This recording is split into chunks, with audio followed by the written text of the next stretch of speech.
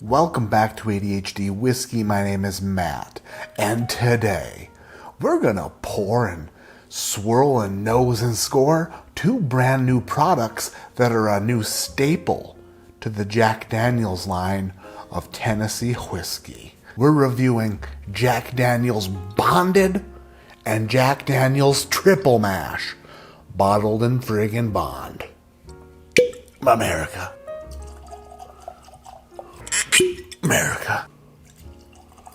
Just to be clear, these bottles were sent to me in a box full of wood chips from Jack Daniel's with a little book. All right, children, everybody sit down. Today we're reading Jack Daniel's Bottled in Bond. The Rise of Bottled in Bond. Great whiskey, like great art or wine, has a provenance. It comes from a place that is known and revered and created by people who are dedicated to their craft. It is made with the finest ingredients and is exactly what it claims to be. It is true, unaltered, and trusted to be of the highest quality and character. This is true of great whiskeys, but not of all whiskeys. At the end of the 1800s, America was awash with whiskeys that were not what they appeared to be. Many unscrupulous whiskey makers mixed legitimate whiskey with cheap, flavorless, grain-neutral spirits in order to stretch their yield. Then they would mimic or fake the color, character, and taste of authentic whiskey by lacing their concoction with all manner of additives, including iodine, prune, and tobacco juices, and things far worse. By the middle of the 1890s, it's estimated that less than 2% of whiskey was unadulterated or what it claimed to be.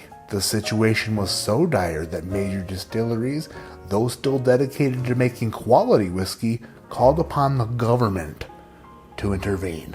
In 1897, the Bottled in Bond Act was passed, providing a standard of excellence and provenance so that drinkers would know exactly what they were drinking.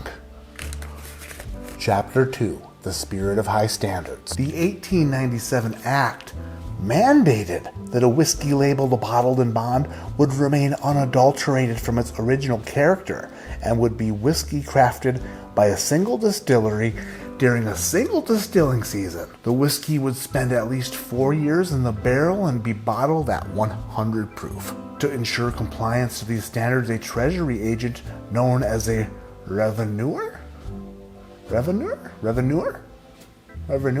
would have control of the barrel house and its contents. The barrel house would be bonded or guaranteed by the federal government, which held its lock and key. The Jack Daniel Distillery has a long history of making exceptional American whiskey. Every drop of Jack Daniel's Tennessee whiskey is made at the Jack Daniel Distillery, as it has for generations, going all the way back to Mr. Jack Daniel himself. Before and after the Bottled in Bond Act was passed, we have been making whiskeys that adhere to high standards. Now, to honor our whiskey making excellence and showcase the innovation while leaning into our 150 years of craftsmanship, the Jack Daniel Distillery is introducing Jack Daniel's Bonded Tennessee Whiskey and Jack Daniel's Triple Mash Blended Straight Whiskey.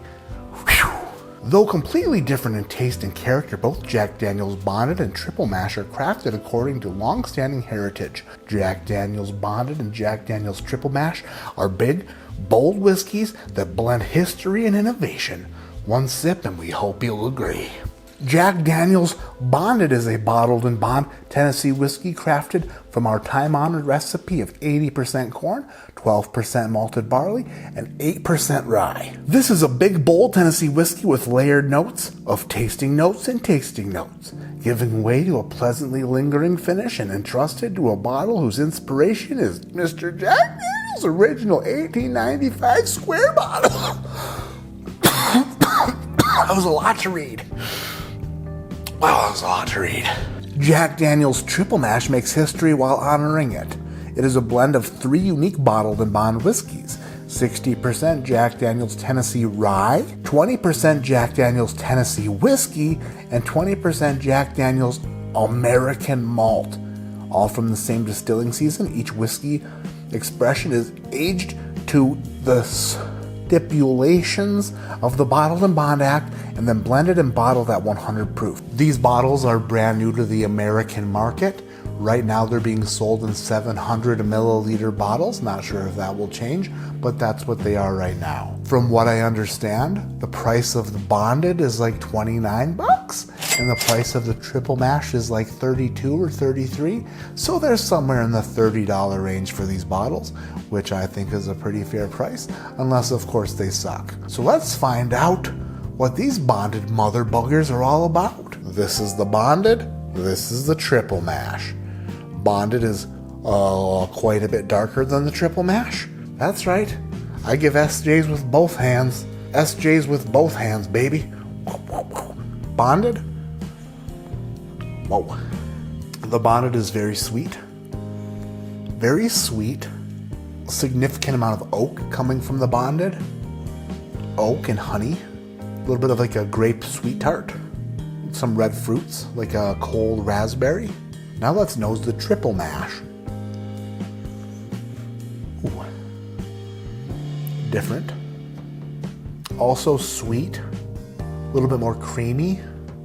It kind of smells like a hot strawberry breakfast cereal. If that hot breakfast cereal could get you shalammered. The triple mash is very unique.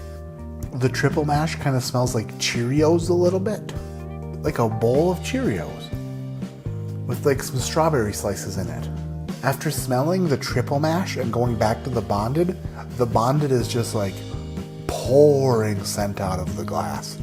The bonded is much more potent, much more powerful, much more pragmatic. The triple mash is very approachable and sweet, but much more mellowed out than the bonded. The bonded is kind of a beast on the nose. For that reason, I'm going to taste the triple mash first and then go into the regular bonded. Jack Daniel's triple mash down Matt's hash.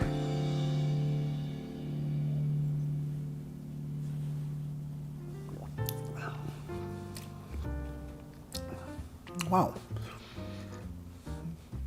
Ooh. That's nice.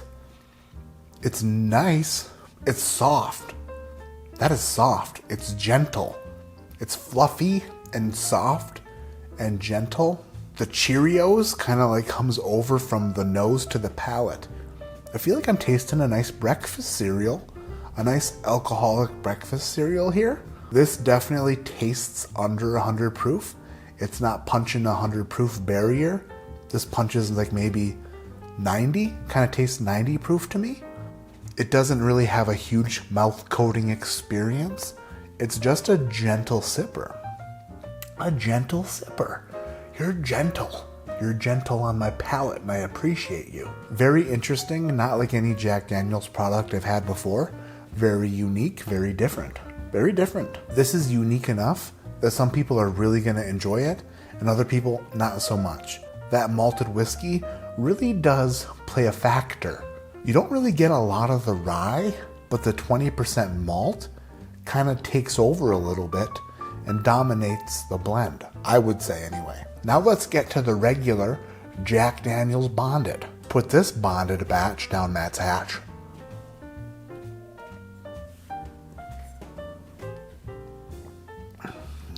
Wow. Ooh. Whoa. That'll wake you up. Wow. That tastes more of 100 proof. That triple mash tastes way under 100 proof to me. This Jack Daniel's Bonded really punches at 100 proof. It's a full flavored Tennessee whiskey. It's very rich, very sweet, has quite a bit of oak on it, and then that Jack Daniel's barrel tannin that I get on most Jack Daniel's products on the end, the red wininess I call it, it's got like the red wine finish, as I like to say, is definitely there, but not overly aggressive. It's there and enjoyable. Full flavor, 100 proof, coats the mouth really well, has a nice finish. If that's a $30 bottle, it's a definite buy. For 30 bucks, these are both buys, for sure. Personally, I prefer the Jack Daniel's Bonded over the Triple Mash, but then again, if I wanted to have something different in my collection If you want a full flavored 100 proof Jack Daniels product, the bonded is the way to go. If you want to try something a little bit more off the beaten path, a little bit more unique, a little bit more different, if you're into the single malt game, if you like a good cereal note on your whiskey, then I would say the triple mash is probably your jam. I would say Jack Daniels triple mash is very good. It's very good. It is a 7.7 for the triple mash. I would say the bonded is a 7.9. The bonded, slightly better than the triple mash, but for $30 whiskeys, these are a home run. These are a home run for sure. I want to put the bonded Jack Daniels in a flight against a single barrel, 94 proof, and the Jack Daniels 10-year.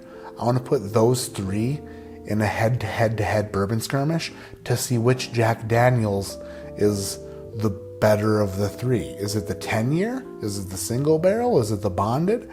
Look out for that bourbon skirmish coming soon. The bonded might take that. The bonded might be the best one of the three. I think I might have given the bottled and bond a higher score than the 10-year. I'm going to have to do them in a bourbon skirmish to find out if my scoring is correct or not. I'm going to have to do that for sure. My name is Matt. This is ADHD Whiskey. Like I always say, keep your head in the clouds, but your mind on having a jump starter for your car. I woke up this morning, got the kids ready for school, went outside to the Lamborghini, hit the ignition, and click, click, click, click, click, click, click.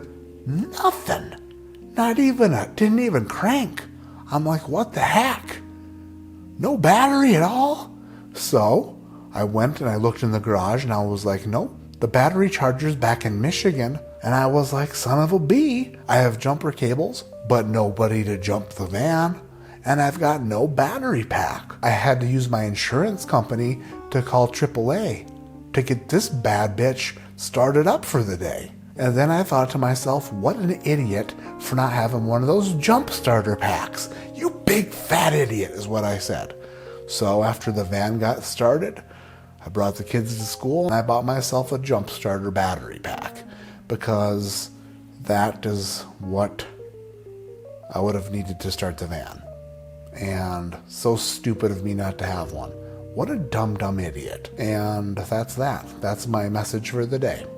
And I feel like it was a good message, so suck on that if you don't think so.